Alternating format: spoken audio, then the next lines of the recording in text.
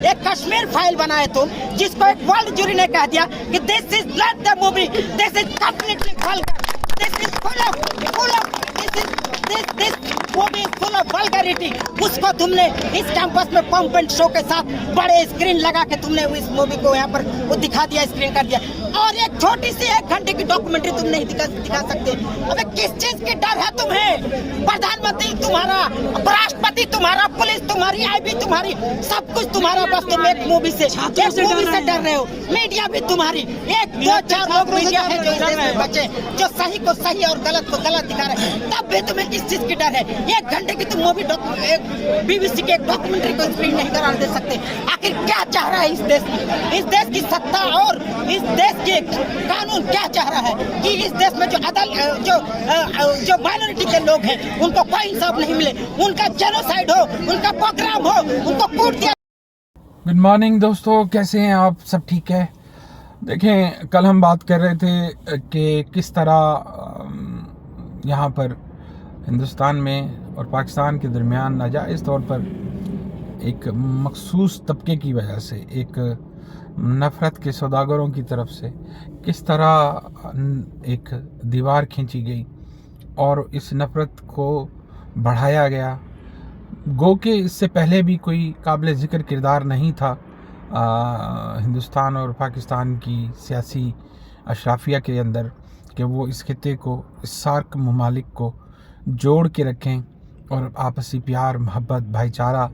और माशी और समाजी तरक्की के बाहिमी प्रोग्राम को आगे लेके बढ़ते। इसमें सियासी किरदारों ने वो अच्छा अपना पार्ट प्ले नहीं किया, ये तारीख़ है। लेकिन बिलाखिर सोशल मीडिया की ताकत और नई जनरेशन जो एक पॉजिटिव जनरेशन है, हमारी जनरेशन के तक मैं समझता हूँ कि हमने नफ़रत को एक दूसरे के साथ बढ़ावा दिया। लेकिन हमने एक नई लहर जो मैंने ज़ाती तौर पर महसूस की T20 वर्ल्ड कप के दौरान कि दोनों तरफ के जो नौजवान नस्ल है जो क्रिकेट और स्पोर्ट्स के साथ भी जुड़ी हुई है बहुत ज़्यादा, और पाकिस्तान और हिंदुस्तान के तमाशाइयों ने जिस तरह का एक दूसरे को सेलिब्रेट किया, एक दूसरे को वेलकम किया और किस तरह उन्होंने एक दूसरे की टीमों और एक दूसरे के सुपरस्टार्स के साथ अपनी मोहब्बत का सबूत दिया, तो बिलाखिर नफ़रत और तफरीक में अटे हुए जो चैनल थे, स्पोर्ट्स चैनल थे, उन्होंने भी अपने नशरियात में, अपनी ब्रॉडकास्टिंग में मोहब्बत का दर्स देना शुरू कर दिया। हम समझते हैं ये एक नई तारीख़ है, एक नई अंगड़ाई है जो आज की जवान नस्ल जो सोशल मीडिया के साथ मुकम्मल तौर पर जुड़ी हुई है और उन्होंने अपने शऊर का, अपनी पुख्तगी का, अपनी मोहब्बतों का सबूत दिया और बता दिया कि हम नई तारीख़ रकम करना चाहते हैं, नए दौर का आगाज़ करना चाहते हैं, मोहब्बत का आगाज़ करना चाहते हैं। और हम देख रहे हैं कि ये दोनों तरफ से शुरू होती है, जिसकी वाज़ेह तौर पर शुरुआत हम देखते हैं कि एक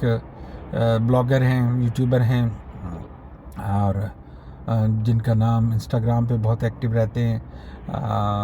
मोमिन, साकिब मोमिन है। तो उनकी तरफ से जो शुरुआत हुई तो उसको, इस मोहब्बत के सफ़र को कोई नहीं रोक सका और ये आज बहुत ज़्यादा जड़ें पकड़ चुका है।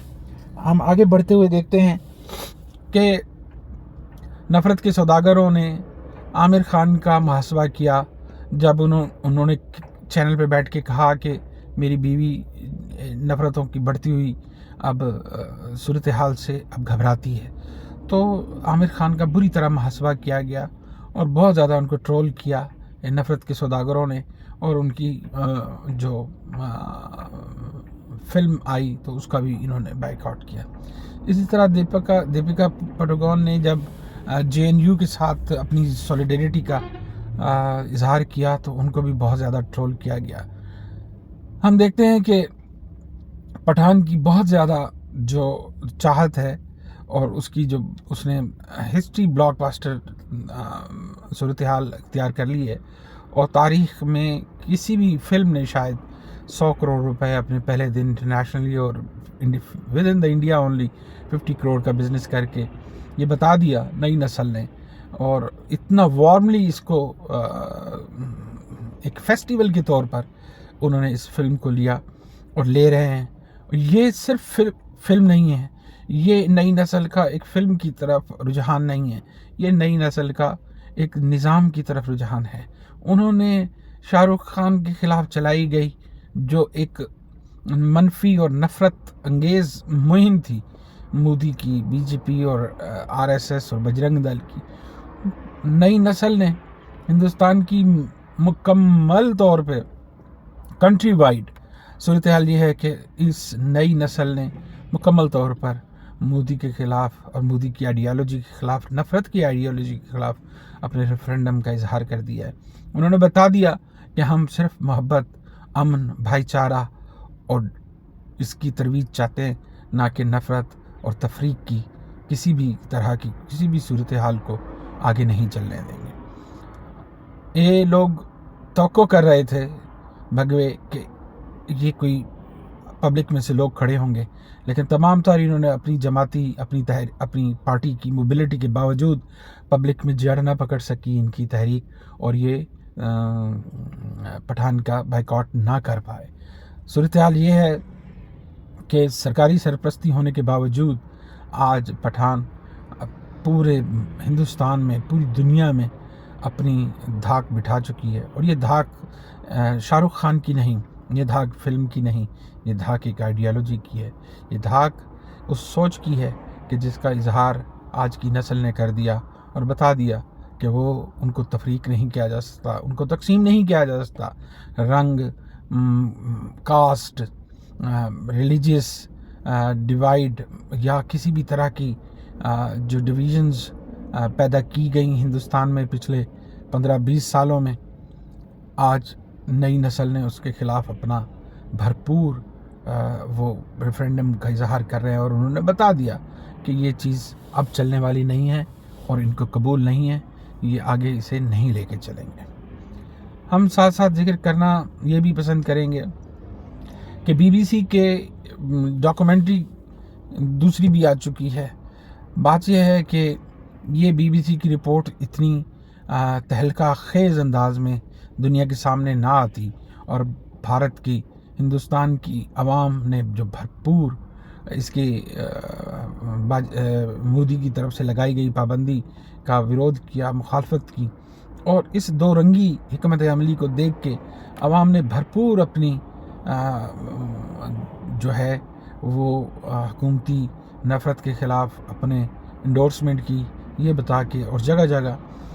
जगह पे इस डॉक्यूमेंट्री के हक़ में और उठाए गए सवालात जो मोदी के ख़िलाफ़ बनते हैं उनका जवाब आज भी 20 साल के बाद भी मांगती है आवाम कहती है कि जिस नफ़रत और जिस तासुब और जिस बर्बादी का आगाज़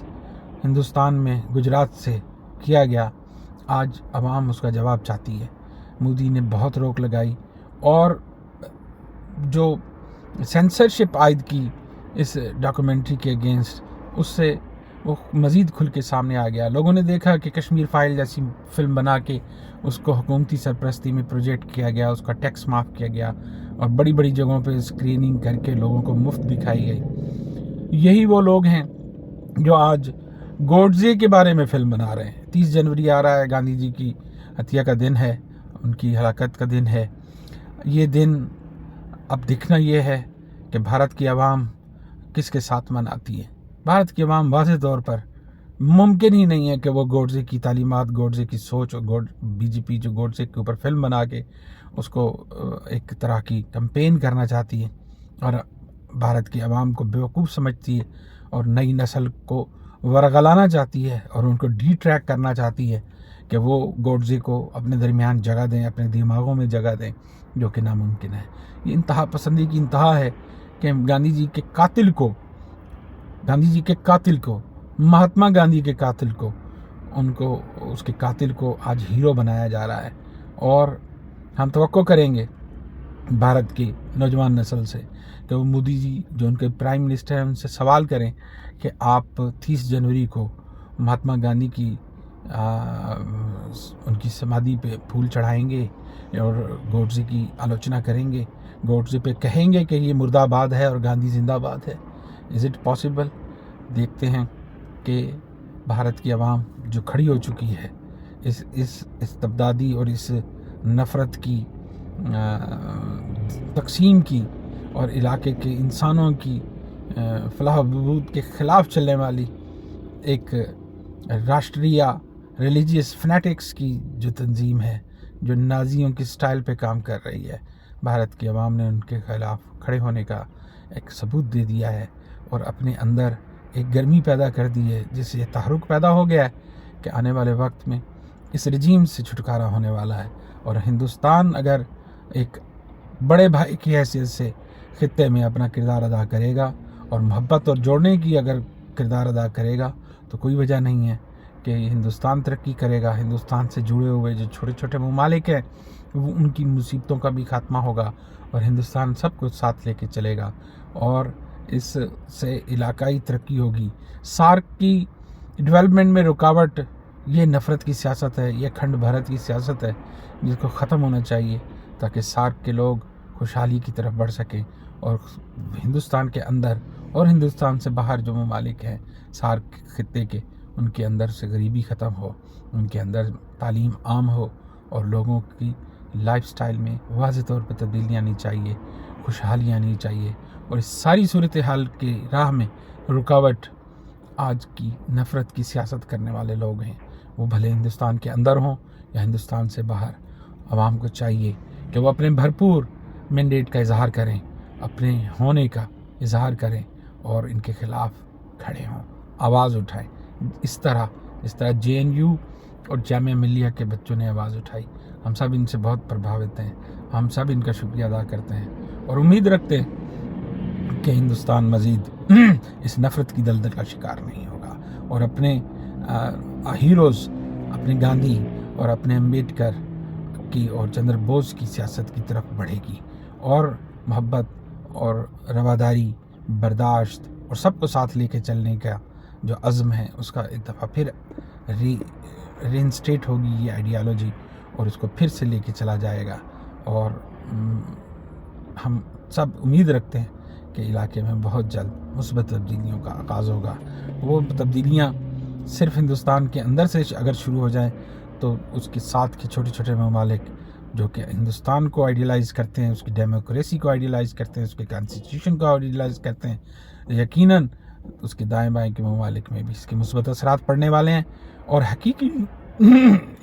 انسانی بہبود، انسانی بیٹرمنٹ کی جو پالیٹکس ہے اس کا احیاء ہوگا، اس کی آئیڈیالوجی کا پھر سے آغاز ہوگا اور ہم سب یہ صورتحال دیکھنے کے لیے بہت بے چین ہیں. پھر ملاقات ہوتی ہے. شکریہ.